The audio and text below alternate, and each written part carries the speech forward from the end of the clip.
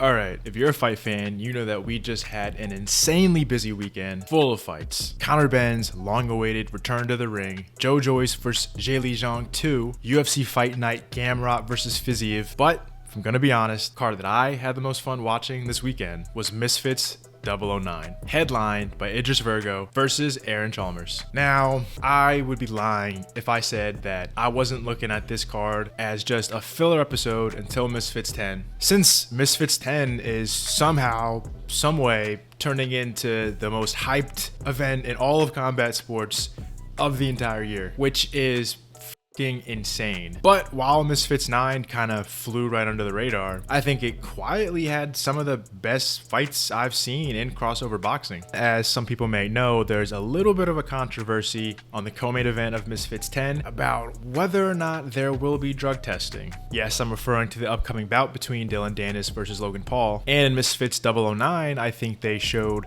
just how little they care about a natural athlete going up against a guy who was clearly and obviously juiced out of his fucking mind. As evidenced by Master Uguay, a relatively doughy looking man, versus a guy literally just called arms. Now, I also think Misfits did a lot right on this card. One of my favorite matchups being Gabe Silva, son of the legendary Anderson Silva, versus Ben the Bane Davis. Now, obviously, this fight was not competitive at all, but Ben the Bane Davis, a guy who I'm starting to become a pretty big fan of, played the role of the Chael Sonnen type character in this fight beautifully. The guy's clearly got the gift of gab, which makes sense. I mean, the guy does do a lot of color commentary. And then you've got Gabe Silva, who fights just like his dad. With the skill gap between the two being so large, Gabe was able to kind of patiently wait until the perfect opportunity presented itself, which it did multiple times. 2 knockdowns by big left hooks. But on the second knockdown, it became very clear to everyone watching, as well as the referee, that Ben had had enough, and if this carries on, he's gonna get seriously hurt. Since Gabe Silva is already 26 years old and doesn't necessarily have a professional boxing pedigree, a guy like him is perfect for the crossover boxing scene. He has the name value, he has the skills, and as we've just seen, he knows how to finish a fight in style. I think he actually has a chance of being one of the guys that's able to carry the torch for Misfits boxing after some of the bigger names, guys like KSI and Logan Paul, move on and are done with the sport of boxing. And while Gabe versus Ben was a complete blowout, on the main card, we did see a couple of competitive fights. We even saw a legitimate war. Yes, I'm talking about OJ Rose versus Callum Izzard. I honestly didn't know really anything about either of these guys going into this fight, but after watching them go at it, both of these guys can legitimately fight, and both of them have a ton of heart. OJ Rose surviving the early onslaught from Callum. Callum was just throwing bombs in there, hitting him with gigantic shots that probably would have put a lot of other people away. And while OJ Rose was able to kind of slip and roll with some of these shots, he also ate a lot of them and just continued to walk forward. Callum Izzard made the classic mistake that I think a lot of the crossover boxers are more prone to doing than traditional boxers, which is being too concerned with getting a big knockout early on. I think he started to lose track of the fact that it's a marathon, not a sprint. And there's more ways to win a boxing match than just landing a huge shot and knocking your opponent out. And Callum ultimately paid the price by gassing out in the later rounds before getting knocked out in the third. Next phase, Temper finally entering his redemption arc with a brutal knockout of Ginty in the first round. We've seen Temper get knocked out a couple times now, and I think it inspired him to reach out to the likes of Malik Scott, Deontay Wilder's trainer, to kind of revamp his style and put defense first, teaching him how to weather the storm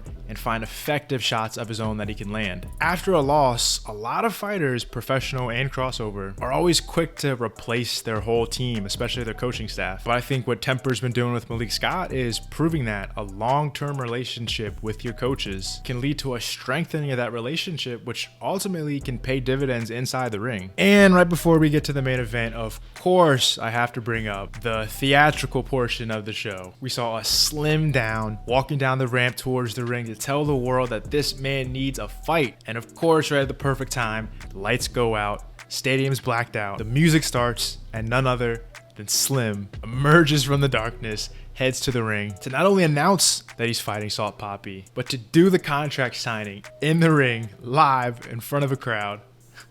You gotta love it. I know some people might look at that and think it's like kind of corny, but I personally love it. I think these are the kinds of things that separates Misfits from everyone else. And the more time they spend kind of working on some of these more like WWE type of story building elements, they're only gonna get better at doing it. And I think those are the kinds of things that are gonna help Misfits to stay around for years to come. And now, the main event.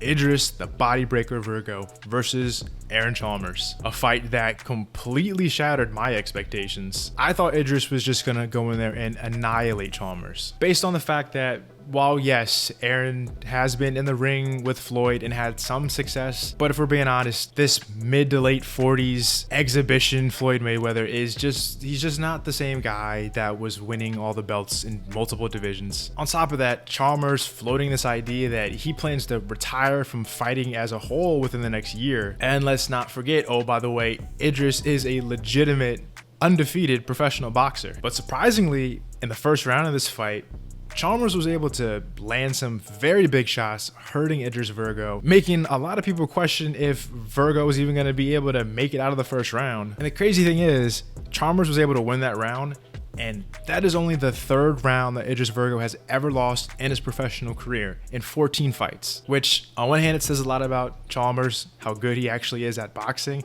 On the other hand, it makes you wonder just how good is Idris Virgo and what is the level of competition he's been fighting up to this point to make him known as a pro. And then even in the second round, Idris Virgo was trying to get a little too fancy with the head movement, getting caught a couple more times before landing a giant shot to the body, dropping Chalmers, compromising him, and then ultimately landing another big body shot that was just too much for Chalmers to recover from.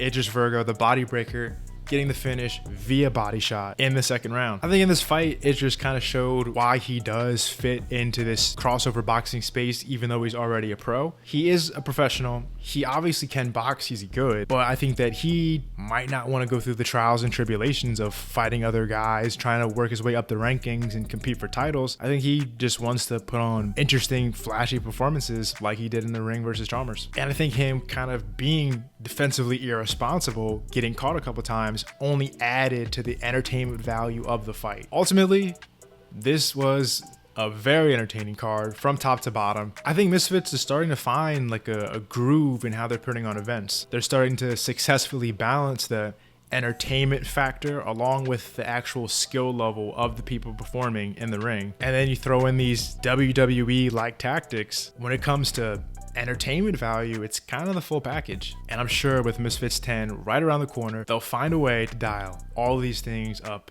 to 11. Thanks for watching.